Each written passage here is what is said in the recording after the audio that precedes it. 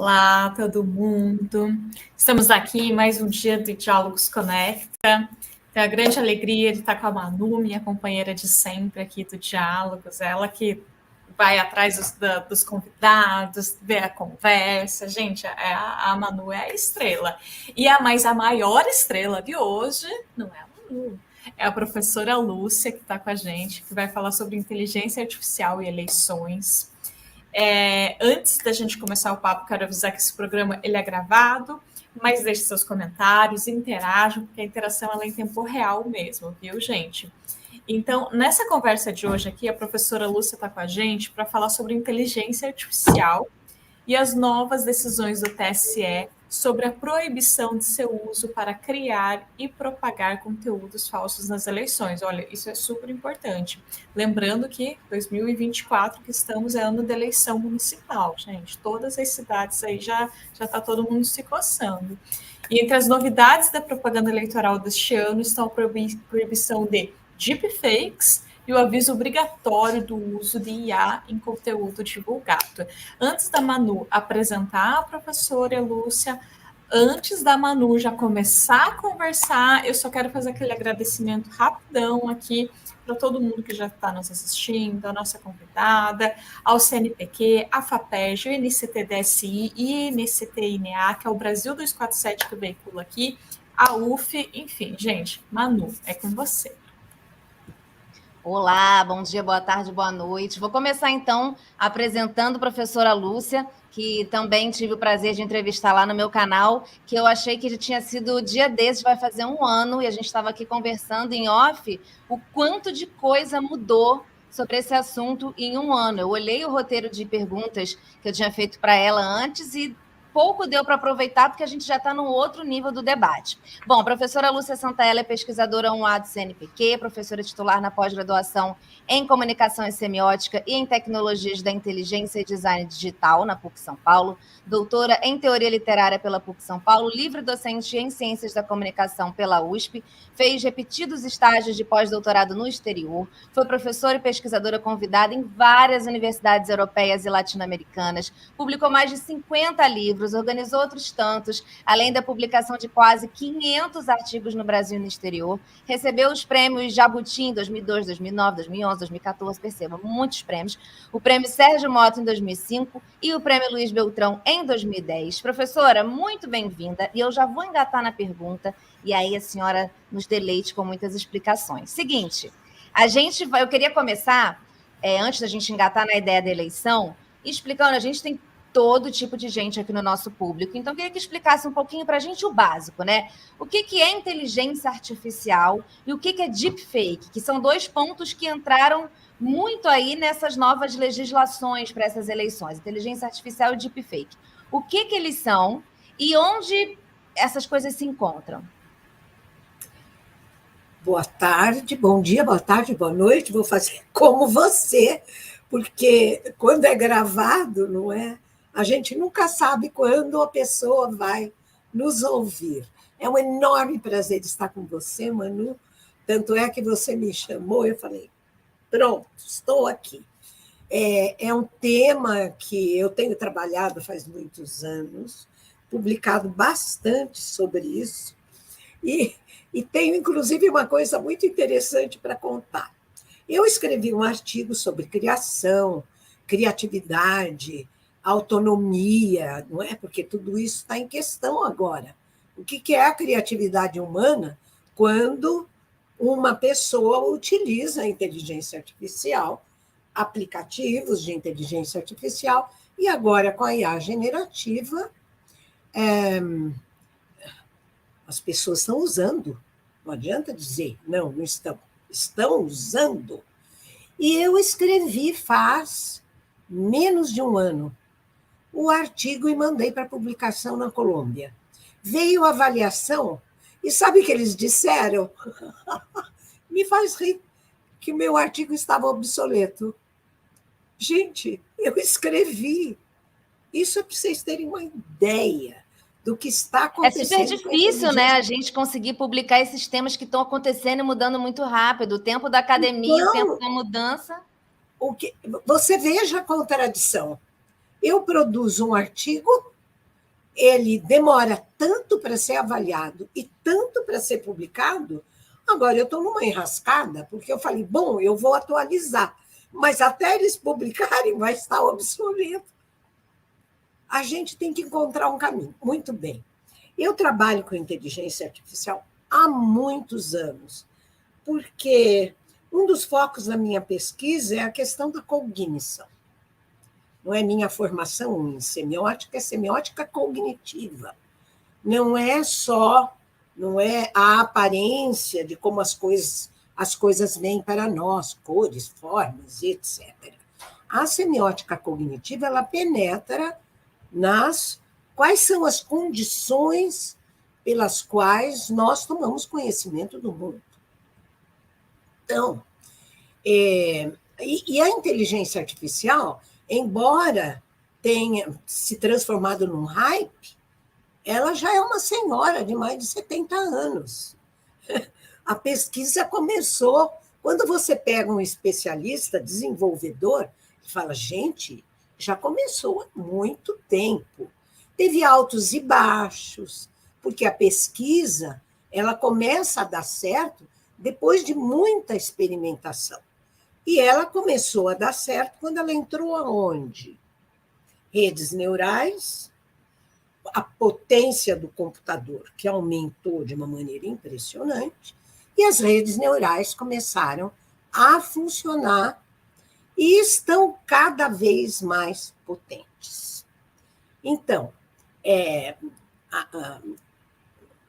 nós passamos de uma era da computação programada para uma computação de aprendizagem. Isso é muito importante. Não é por acaso que chama aprendizagem de máquina e aprendizagem profunda. Não é? Já escrevi um livrinho sobre isso. Porque a hora que... Não é por acaso que chama aprendizagem. Começa a entrar num campo que é tipicamente humano. Ontem, na aula, eu falei, é só o humano que aprende. Ah, não, meu cachorrinho aprende. Tudo bem. Mas daí uma pessoa bastante entendida do assunto falou, o cachorrinho aprende por condicionamento. O ser humano aprende para se transformar. Conclusão, não é por acaso que está essa aceleração, porque está entrando num território que cada vez mais se aproxima do humano. Então, assim como nós tivemos uma mudança de paradigma com a passagem da IA de programação para a IA antes da generativa, eu só vou me estender mais um pouquinho para deixar o quadro mais ou menos claro. Antes da IA generativa, nós tínhamos uma IA que já está fazendo sucesso corporativo, em instituições, no sistema bancário, na medicina, e aqui, não é? Aqui. Quais sinais que a gente tinha? Porque nós estamos sendo monitorados já faz tempo. Antes da IA generativa, tem que fazer essa diferença. Porque na IA generativa, nós saltamos para um outro patamar. Então, a IA classificatória e a IA preditiva, a gente sabia dela por aqui, mas, ao mesmo tempo, não é? A gente estranha. De repente, você clica numa coisa e aquilo começa a jorrar na tua timeline de qualquer, não é, das redes que a gente utiliza. A IA generativa é outra coisa. Ela entrou, eu falo que a IA generativa caiu no meu colo. Ela caiu no meu colo, porque ela é inteiramente semiótica. Ela trabalha com linguagem. Então, é muito sério o que está acontecendo. É muito sério, porque, de repente, ela simula um ser humano conversando conosco. E aí, eu também já falei de deepfake, já faz alguns anos, mas, alguns anos atrás, a deepfake não tinha a tecnologia que ela adquiriu. ela era ainda um pouco, assim, rudimentar, né? Então, era fácil você detectar. Isso aqui não é verdadeiro. Apesar de que começaram já, não é, com a inteligência artificial, aqui, transpondo os movimentos da minha fala para uma figura que não sou eu. Isso já começou há uns 3 anos. Agora, com a IA generativa, ela produz imagens e, muito recentemente, um verdadeiro estouro agora, não é? Produz vídeos. Vocês chegaram a ver as provas? São vídeos, parece que você está vendo um filme. Perfeito. Conclusão. O perigo da deepfake. Em primeiro lugar, a percepção humana, ela funciona de uma maneira, e não há como dizer que não, nós não podemos duvidar do que vemos. Eu não posso duvidar que eu estou vendo a Marcela e que eu estou vendo a Manu aqui na minha frente. Como vocês não podem, porque senão o ser humano não teria se preservado. Ele se preserva exatamente por essa prontidão perceptiva. A gente só duvida quando aquilo que se apresenta como percepto é colocado em dúvida e questão. Mas fica o resto. Bom, é claro, quando a gente fala deepfake ou fake news, significa fake, feito para enganar. Então, não é todo vídeo, não é toda imagem. Eu tenho vários alunos que são designers, estão usando no seu trabalho, mas eles não estão usando para o mal. Então, eles não estão fazendo fake news ou deepfake. A deepfake é quando ela é feita justamente para enganar. Qual é o momento mais perigoso para isso? Eleições. Esse é o panorama. Pode me fazer. Eu adorei a aula. Eu amei. Estava até falando com a Manu, umas coisas difíceis, né, professora? A gente precisa estudar um pouco. Eu achei sensacional. E o mais legal de tudo ainda é que você termina falando em eleições. E a próxima pergunta é sobre eleições mesmo. Que a gente quer saber o seguinte: conforme eu já comentei aqui na apresentação do vídeo, estamos em ano eleitoral, né? A gente tem eleições municipais, todo mundo que está assistindo aqui o nosso vídeo já deve estar de olho aí quais são os seus candidatos nas suas cidades, o que está acontecendo. E a gente tem, então, essas eleições municipais aqui no Brasil e as presidenciais dos Estados Unidos, que a gente já fica olhando as primárias, o que está acontecendo lá, né? E a gente acabou de passar por eleições na Argentina, que teve um uso altíssimo de deepfake em diversos momentos na eleição da Argentina, né? Inclusive, a professora que fala sobre, tem vídeos que parecem coisas de cinema, as propagandas lá do Milei, aquelas coisas que pareciam meio hollywoodiana, realmente é um grande exemplo de uso de deepfake em campanha eleitoral, né? E aqui no Brasil, o TSE alterou essa resolução 23.610/2019, que trata da propaganda eleitoral, incluiu diversas novidades olhando para a inteligência artificial. E até isso me faz pensar um pouco assim, professora, você falando tipo da questão dos artigos obsoletos, né? Quando a gente vai submeter um artigo agora, mas até receber os pareceres, tudo, ele já fica para trás. Às vezes parece que a legislação está correndo atrás de uma coisa que está indo muito mais rápido que ela, né? E aí, entre as proibições, estão elas lá. Proibição das deepfakes, obrigação do uso de IA na propaganda, restrição do emprego de robôs para intermediar contato com o eleitor. A campanha, ela não pode mais simular o diálogo com o candidato ou qualquer outra pessoa, responsabilização das big techs que não retirarem do ar imediatamente conteúdos com desinformação, discurso de ódio, ideologia nazista, fascista, além de discursos antidemocráticos, racistas e homofóbicos, né?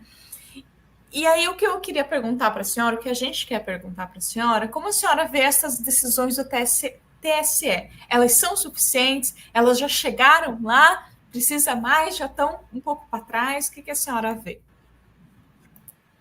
Necessário. A regulamentação, a regra, é ultra necessária.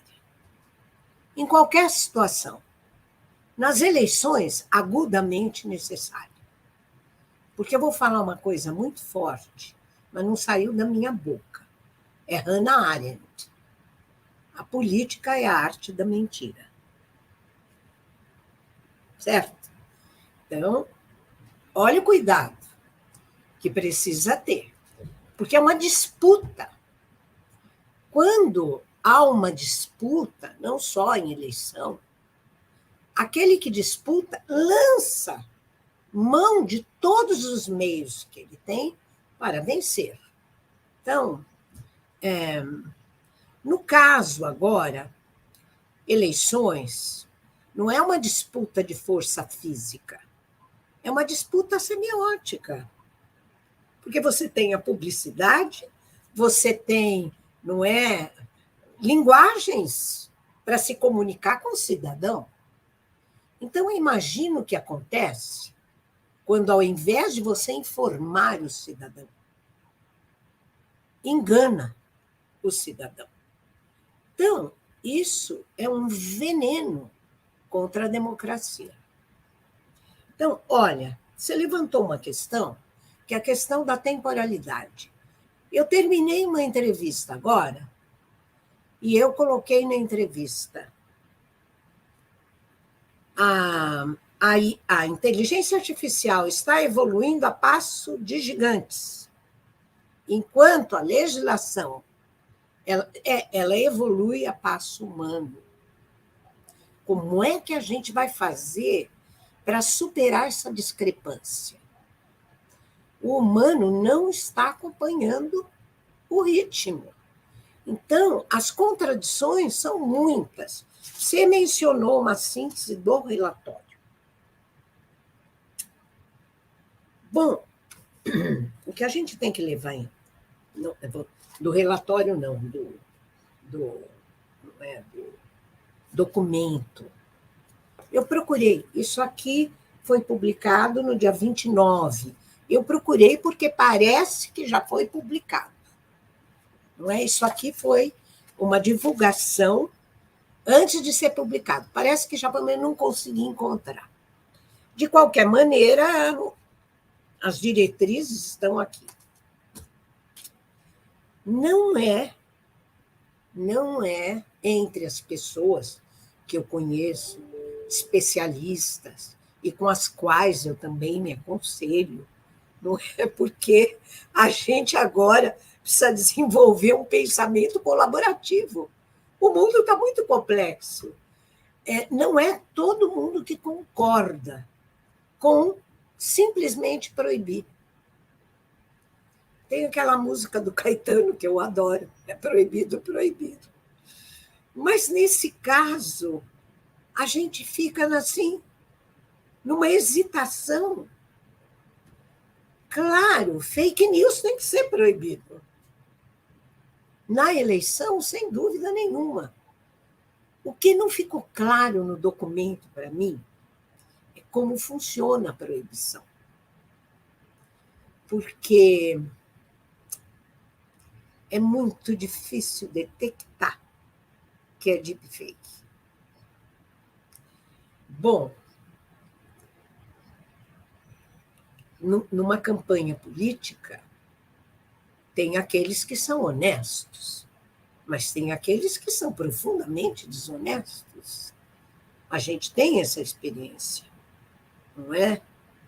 E nas eleições de 18, não é? Já em 18, eu já estava escrevendo um livrinho, da onde vem...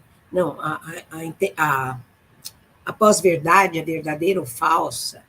Ninguém mais fala de pós-verdade, porque nós entramos decididamente no mundo da pós-verdade. Ou seja, não é que a verdade não exista, é que ela deixou de ter importância. Então, é tudo muito complicado. Claro, outro problema que a gente está enfrentando, que é crucial, é o poder cada vez maior das Big Techs, que são proprietárias dos dados. Então, aqui, essa parte foi a que eu mais gostei. Responsabilização dos provedores e uma espécie de castigo. Eles têm que ser castigados. Não é ser uma declaradamente fake news ou deepfake está sendo veiculada, ela tem que ser imediatamente. Imediatamente. Porque o mundo das redes é um mundo de uma disseminação da qual ninguém tem controle. Nós não temos controle sobre a disseminação. Ela é instantânea e ela vai por fluxo, não é? É uma outra temporalidade de fluxos. Ninguém sabe quem está sendo atingido. Tudo muito complicado, Marcela. Mas, claro que eu sou ultra favorável à regulamentação, não apenas na época de eleição, como eu disse, eu acho que esse documento, não é? Ele é ultra bem-vindo. E não sei se nos Estados Unidos eles vão ter alguma coisa similar. Porque a lei nos Estados Unidos funciona de maneira um pouco diferente. Ela é mais porosa. É isto. Assim, eu penso, embora eu não seja especialista em ciência política, não é para falar, quem fala de eleições mesmo com propriedade, é quem tem formação em ciência política, eu falo como uma leiga bem informada. Minha especialidade é inteligência artificial. Não, e sabe muito e fala tudo, né? Sabe tudo. A senhora estava falando da questão da legislação, né? Você, Marcela, e eu estava pensando nisso, assim, que quando isso começar muito forte, assim, no período das eleições, o período de campanha eleitoral é um período muito curto, que eu acho que vai ter político que vai fazer, sabendo que é errado, mas até ser punido, tu já ganhou, porque esse tempo você já conseguiu aquele resultado que é levar a sua informação. Tem gente, é igual a publicidade, que tem gente que faz umas propagandas sabendo que está errado, aí bota na sexta-noite, o CONAR vai tirar a segunda de manhã, mas até aí você já deu sua mensagem, a mensagem já foi passada. Para você desfazer depois é muito complicado, né? E aí, realmente, pensando em Estados Unidos, pensando em tudo mais, assim, vai ser um ano conturbado. Para a gente que é acadêmico, pesquisador, vai ser um ano, acho que, de muito material para a gente pesquisar, para a gente usar de exemplo. Mas, enquanto sociedade, dá um certo desespero e pânico, né? E aí, professora, sempre tem gente que usa o argumento da liberdade de expressão, né? Que é isso, liberdade de expressão, posso falar o que eu quiser, o que eu bem entendo, tá tudo certo. E aí, a senhora acha que essa decisão do TSE, gente, começou um buzinaço aqui na minha rua. A senhora acha que essa decisão do TSE representa alguma ameaça à liberdade de expressão? Uma liberdade, vamos expressar artisticamente, dependendo. Vou trazer aqui um deepfake, é uma expressão artística. E que medidas, pensando em inteligência artificial, pensando em deepfake, podem ser tomadas para além do que está indo nesse projeto, né? Acho que a gente conversou um pouco sobre educação também, para fortalecer a democracia e proteger esse processo eleitoral de influências indevidas, mantendo a liberdade de expressão, mas sim o abuso disso para manipulação eleitoral ou discursos de ódio. Bom, vamos começar lá pela eleição nos Estados Unidos. Vocês já imaginaram se essa coisa Trump vai para frente? O que vai acontecer na geopolítica internacional? Então, é pânico. Você usou a palavra pânico. A gente fica em pânico. Em pânico. Eu acabei de chegar da Europa Central e do Norte, o temor, não é? Também não sou cientista política, não tenho direito de expressar aqui meu pensamento, eu posso expressar até um certo ponto, para que a gente não fique repetindo essa tagarelice das redes. Mas é pânico. Bom, liberdade de expressão. Eu não sei, Manu e Marcela, se vocês têm observado uma palavra que está vindo à tona com muita força: integridade. Inclusive, quem escreveu um artigo sobre isso, eu tenho uma admiração profunda por ela. Ela é neta do Milton Santos, Nina Santos. E ela trabalha, inclusive, ela que dirige aquele portal que se chama Desinformante. E ela escreveu um artigo sobre integridade. Eu comecei a observar como essa palavra está começando a aparecer. E ela é fundamental para responder para você sobre essa questão da liberdade de expressão. Como? A liberdade de expressão não é absoluta. Precisa ler Foucault. Eu tenho liberdade de expressão se eu respondo com honestidade e responsabilidade aquilo que eu declaro. Não é só gente... Quer dizer, o jornalista, evidente, ele tem o temor das tiranias.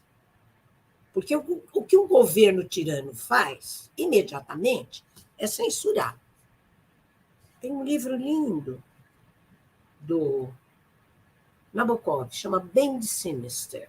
Eu nem sei se foi traduzido para o português. É um tirano, pouco importa se é de direita, de esquerda. Tirania. É um princípio. E ele assume o poder. Depois isso foi realizado por Pol Pot, no Camboja. Efetivamente realizado. Ele implica que todo mundo é igual. Aí o que ele faz? Primeira coisa que ele faz, matar todos os cientistas e todos os artistas. Porque, claro, esses são aqueles que colocam o mundo para frente, não é? Então, embora haja esse perigo, não é? Há sempre o perigo. Qual é o limiar entre a proibição, o limiar entre a proibição e a censura? Eu não vejo condição de você ter uma regra universal para isso. Eu acho que ela é situacional.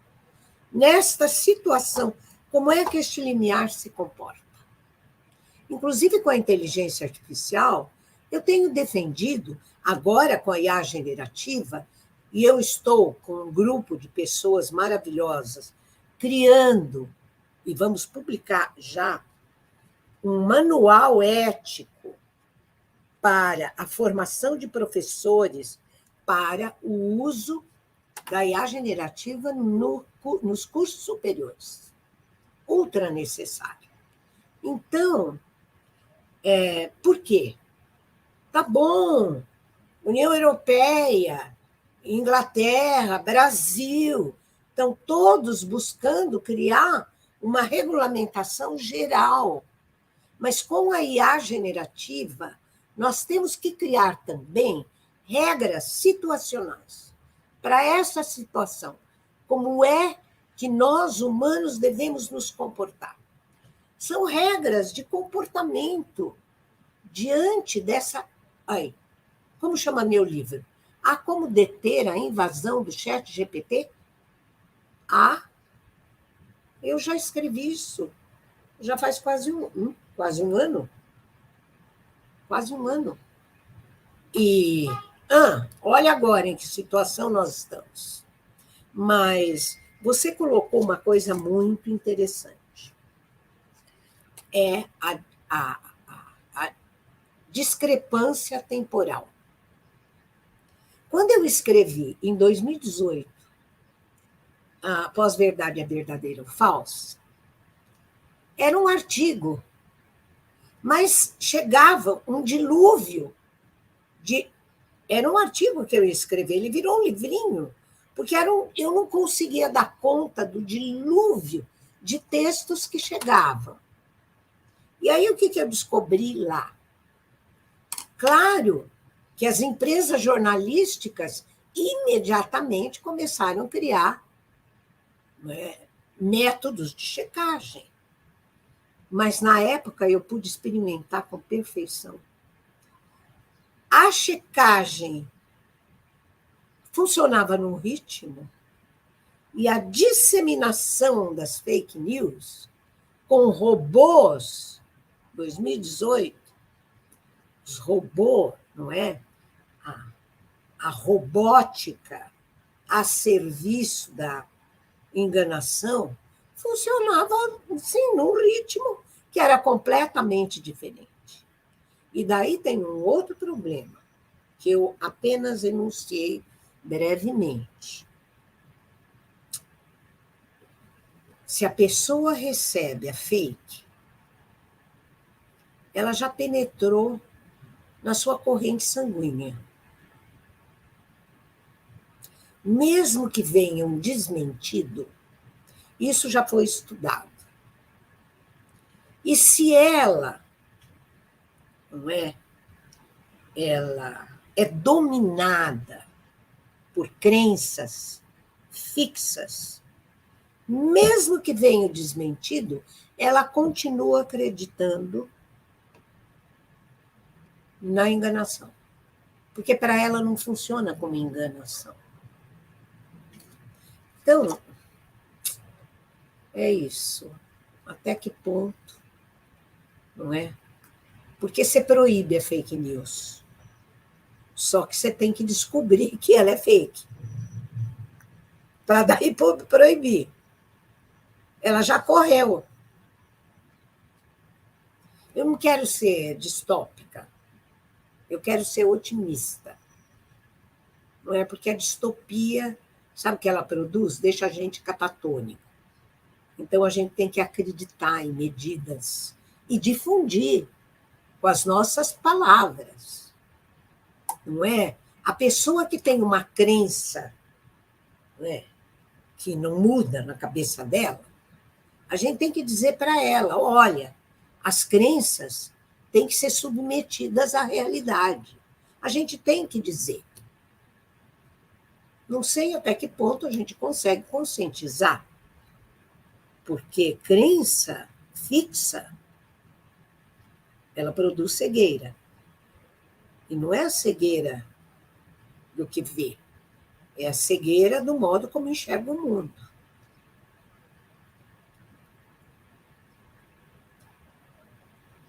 Mais pergunta. Sim. Eu gosto dessa questão de ser otimista, distopia, porque às vezes a gente pensa que pode ser um... Eu lembro, assim, por exemplo, de um filme que eu assisti, Medusa, o nome. Não sei se eu tive a oportunidade de assistir. Não vi. E aí, é um filme que foi lançado, eu ia falar esse ano, mas foi ano passado já. E daí teve uma conversa com a diretora. Era um universo, assim, era um Brasil onde as pessoas iam lá e era um grupo de meninas que batiam em outras pessoas que não tivessem um comportamento moral adequado. E eu lembro que eu perguntei para a diretora depois, eu falei assim, é uma distopia? Ela falou, não é uma distopia, é uma realidade paralela.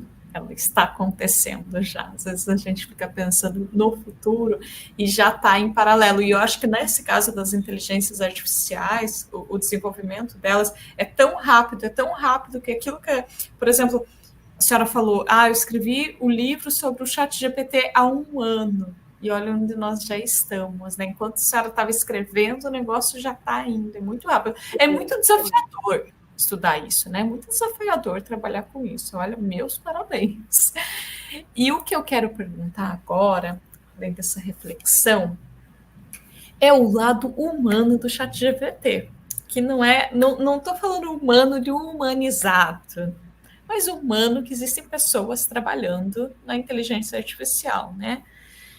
E aqui a gente queria saber o seguinte, que as inteligências artificiais, elas acabam sendo criadas por humanos que trabalham ali, conhecimentos colocados por pessoas, sem falar em que ainda a gente poderia estar lá para o lado da precarização do trabalho, que são as pessoas que ganham tão pouco para ficar treinando essa inteligência artificial. Se a professora quiser comentar depois, fica à vontade. Mas o que a gente queria falar, assim, que percebe-se que algumas dessas pesquisas, elas são mais fáceis de serem realizadas em inglês. E potencialmente a gente acaba tendo uma inteligência artificial que pode ajudar a perpetuar pensamentos racistas, misóginos, alguma coisa do centro para baixo. E como lidar com isso? Existe uma inteligência do sul global? Ou são todas do norte? Enfim, como lidamos? O sul global, tá bom. Várias questões. Todas elas, porque eu dou aulas de pós-graduação desde o ano passado sobre isso. É de um desses cursos que nasceu esse guia que a gente, manual ético. Bom, você falou do humano. Eu não estou interessada, nunca estive, na tecnologia em si. Eu estou interessada nas consequências que a tecnologia traz para o humano. Tanto é que existe, quando eu falo de IA, ou pedem para eu me apresentar, eu digo, eu estou estudando a IA centrada no humano. Que transformações a tecnologia traz para o humano? Desde a câmera fotográfica, depois do cinema, televisão, rádio, revolução digital, redes sociais. Isso aqui é recente. Prestem atenção. Eu estava escrevendo um livro em 2006. Eu já escrevi muito, adoro. Quando me perguntam o que te faz feliz, é a hora que eu sento, ou para ler, para escrever. É a minha forma de felicidade. Bom, eu estava escrevendo um livro e me veio às mãos um artigo de um finlandês. Ele falando, eu escrevi em 2016, e ele escreveu o artigo 2013. E o artigo dele era assim: a cidade na palma da mão. Em 2016, o meu capítulo se chamava O Mundo na Palma da Mão. Então, pensem bem, 8 anos, e olha o que virou isto aqui. Então, a transformação que a tecnologia traz para o humano, a transformação que isso aqui trouxe para aquilo que falam, subjetividade. Não, eu sigo Foucault. Não é uma subjetividade que eu tenho dentro de mim, que eu... o meu eu. Não, são formas de subjetivação. A minha subjetividade aqui, ela é conformada por o que eu vejo, o que eu clico, onde eu paro 30 segundos do meu olhar, porque o olhar hoje virou objeto de captura. Né? Tem um livro lindo do Eugênio Butti, não é? Capitalismo. E agora? Como que eu vou esquecer? Acho que ele está ali. Bom, de qualquer maneira, ele tem desenvolvido muito esse pensamento de que o teu olhar é capturado e, de uma certa forma, ele está servindo ao capital. Bom, então o que me interessa, de fato, é aquilo que acontece com o humano. Mas você colocou de um outro ponto de vista. Ou seja, o ponto de vista daqueles que desenvolvem. a inteligência artificial. É um outro ponto de vista do humano. E você falou de um outro ponto de vista, que é o ponto de vista da precarização do trabalho humano. Vocês sabem que o ChatGPT ele tentou higienizar o banco de dados, não é? Milhares, não é 1, 2, 10, 20, milhares de documentos produzidos por humanos. E eles pagavam $2 por dia para as pessoas fazerem, não é, o filtragem do banco de dados. Então, o que acontece? Isso é precarização, né? Claro, isso acontece com a inteligência artificial e acontece com muitas outras coisas. A precarização do trabalho humano. Não é? Aqui, sul global, nós estamos mais do que acostumados a ver isso. Tanto é que não é quando a gente fala para um público um pouco mais privilegiado, a nossa fala tem um certo tom de heresia, certo? Porque num país, olha o que foi a pandemia, isso eu estudei bastante. As classes privilegiadas continuaram estudando, mas teve crianças no estado de São Paulo que ficaram 160 dias sem nada, e pobres das mães que tinham que trabalhar. Bom, isso é a nossa realidade. Bom, quem desenvolve? Sabe o que eu tenho defendido? Eu falo. Quem me ouvir, ouve. Eu tenho defendido que a ética, ela tem que começar no ensino. Eu não vou falar no jardim da infância, deixa as crianças brincarem, mas imediatamente, hoje, nós precisamos desenvolver um pensamento ético, porque a ética é a teoria da ação humana. Então, se você tem um pensamento ético, você vai agir eticamente. Ora, então, subindo os degraus, crianças têm que começar a entender o que é ética. Os pais, educação, num sentido lato, a família educada. Eu tenho trabalhado também agora, recentemente, com o antropoceno, 2 projetos financiados na Amazônia. Não é que eu entrei na moda. Eu já trabalho com a Amazônia já faz 15 anos. Então, educação familiar. Tem que começar aí, educação familiar. Bom, chegando lá nos desenvolvedores. Eles fazem alguma faculdade para ter uma formação necessária para ser desenvolvedor. Eles têm que ter ética. Eles têm que conhecer quais são todos os problemas e vieses da inteligência artificial. Agora, não me venha pôr a culpa só na inteligência artificial, como se ela fosse um monstro penetrando na nossa vida. Não. Os vieses estão nos dados, nos bancos de dados. Então, já no outro livro meu, Né Humano, já desenvolvi essa ideia. Nós temos que desenvolver a ética embarcada.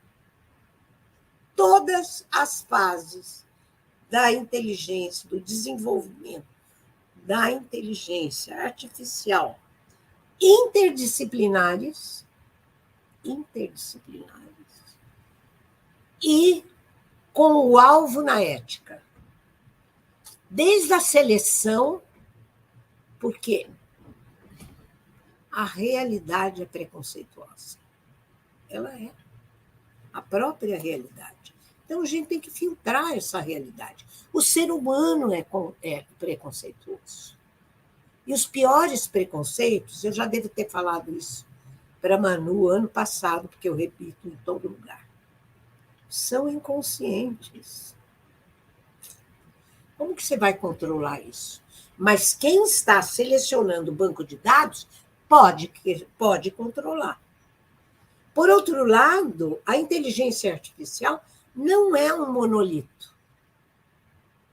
Para cada finalidade que você quer atingir, você treina os algoritmos, os algoritmos. Então, esse treinamento também levar em consideração. Tem viés? Passaram viés? Bem, por fim, não deveria circular qualquer aplicativo de inteligência artificial sem uma curadoria.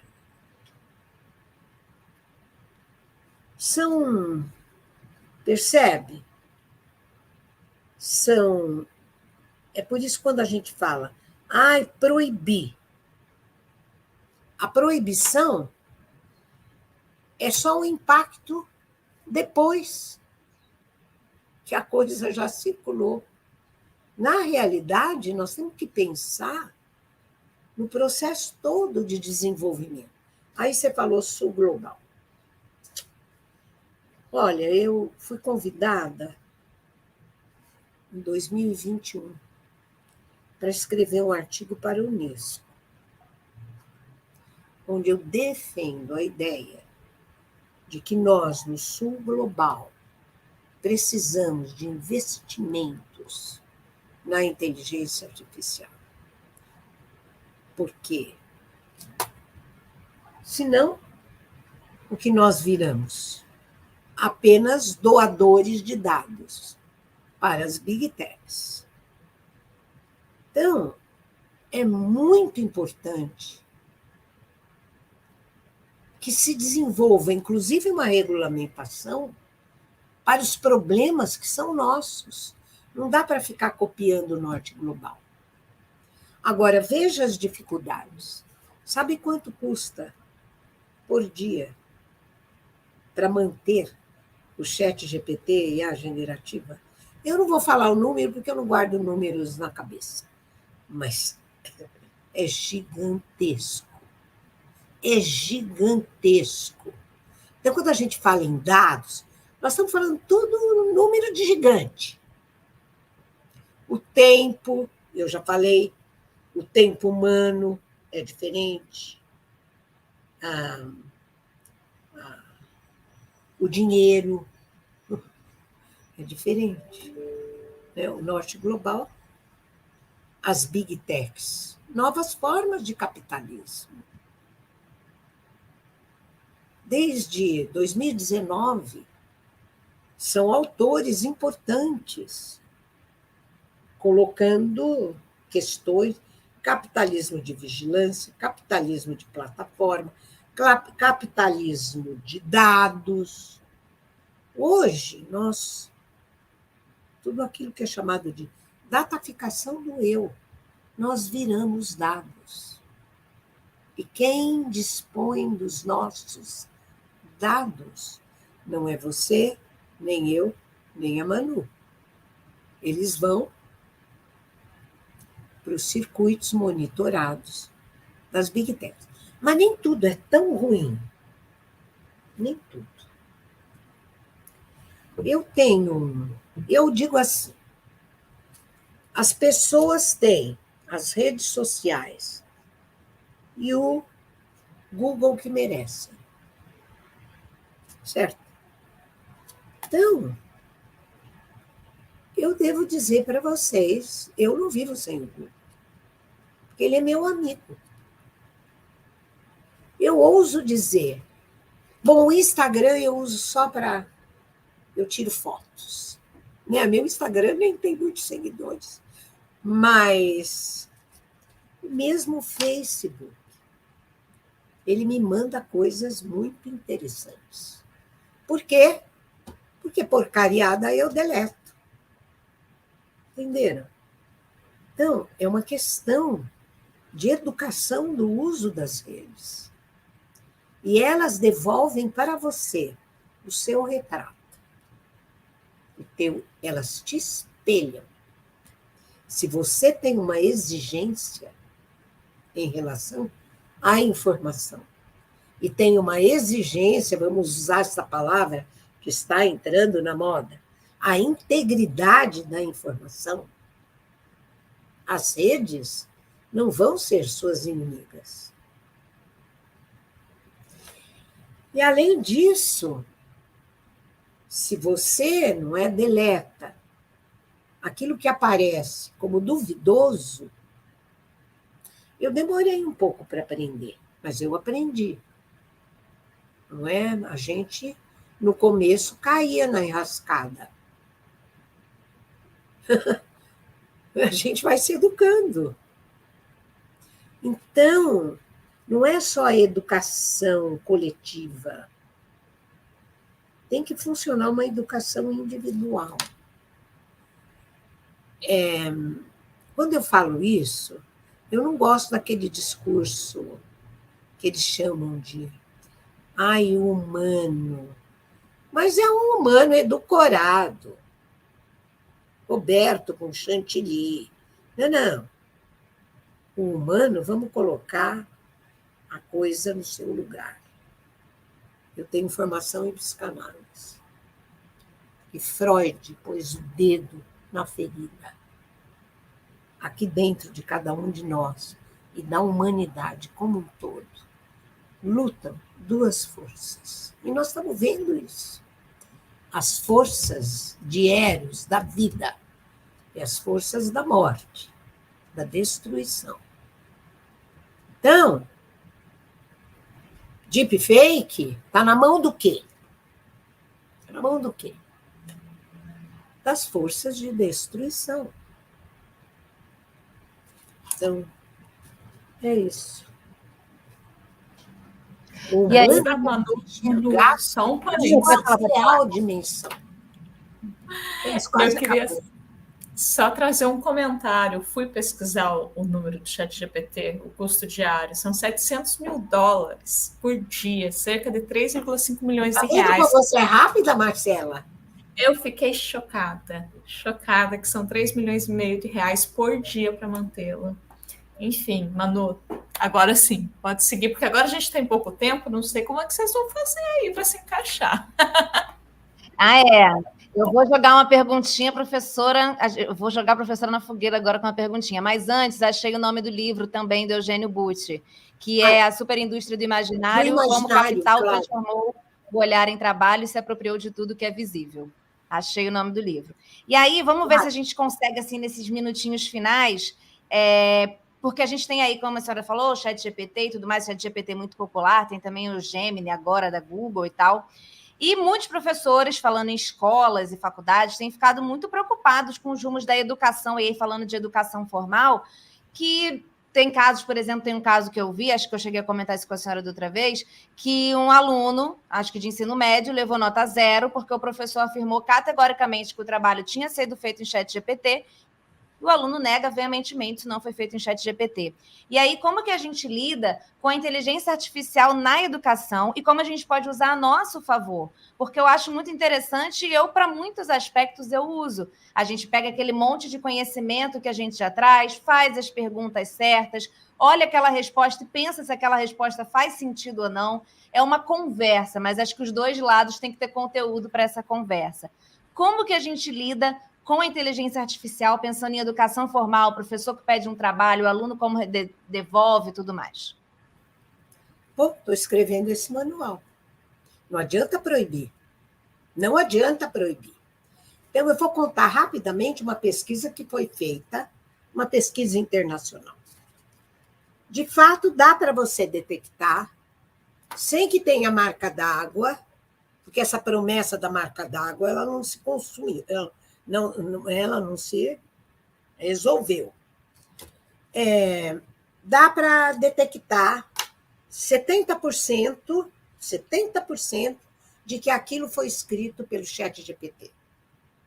Só que, olha só, se você mudar 3 palavras, desce para 24%. É terrível. Bom, olha como que a gente está estruturando o fim do guia. Primeiro vem uma série de textos, direitos humanos, ética, daí o sistema educacional, aí vem um guia. Sabe como que nós estamos bolando o guia? Sinal vermelho, evitar. Sinal amarelo, alerta. E vem tudo que tem que ser evitado. Então, esse professor, por exemplo, para ele dizer que de fato é ChatGPT, ele tem que ter certeza, e ele não tem. Complicado. Por isso que eu falo, guia ético, para o aluno se conscientizar. Eu ouvi de uma criança de 13 anos, lá na Alemanha, eu falei, o que você acha do chat? Ela falou, eu não vou aprender nada. Quer dizer, ela já entendeu, não é? Claro que é uma educação familiar muito forte, etc. Então, terceiro, que é isso que você falou. Sinal verde. Incentivar. Por exemplo, não, eu até estou pagando o chat GPT-4, mas, por enquanto, ele não compete comigo. Eu desenvolvi, ao longo dos anos, uma metodologia imbatível. Por isso que eu escrevo tanto. E daí, quando eu peço a ajuda dele, eu falo, ai, que porcaria. Não é isso que eu quero. Mas eu não sei fazer tabela. Eu não sei inserir imagem. Aí ele me ajuda. Então, o humano... só vou terminar com isso. Eu já escrevi um artigo, eu tenho vários blogs, não meus, coletivos, que eu gosto de trabalho coletivo, onde eu escrevi a IA generativa veio para colocar a ética humana à prova. É isso, eu respondi. Sim, fez milagre, respondeu no tempo, arrasou. Obrigada. É um prazer estar com vocês. Eu adorei. Eu vou querer muito ver esse manual quando ficar pronto. Eu acho que vai deve ficar pronto daqui a um mês. Ou seja, a gente já vai publicar na revista e eu vou divulgar muito, porque as universidades estão dormindo. As escolas estão dormindo. O Estado de São Paulo já lançou um guia. Acordou cedo. Porque o jornalista trabalha com a linguagem escrita. É óbvio, tem tarefas repetitivas. O direito, não é? O mundo jurídico tem uma série de tarefas repetitivas, mas o ChatGPT não vai julgar um processo. É isso aí, professora. Então, assim como eu, Manu, convidamos a todo mundo a seguir as redes da professora aqui para acompanhar, para ver quando vai ser lançado esse guia, porque eu acho que ele é de utilidade pública, né? Não é só para quem está... Manu, está no ar. Não é meu, hein? Eu fiz com um grupo de pessoas extremamente inteligentes, éticos, bem informados, criadores. Tá bom, gente, muito obrigada. Um beijo para vocês. Obrigada, professora. Obrigada, Manu. Obrigada a todo mundo que assistiu e compartilhem o vídeo, sigam as nossas redes e sigam quem viu meus óculos? Alguém viu meus óculos. Ai, desculpa. Não, variações. Então, tá bom, gente. Obrigada. Foi Beijo, ótimo. Gente.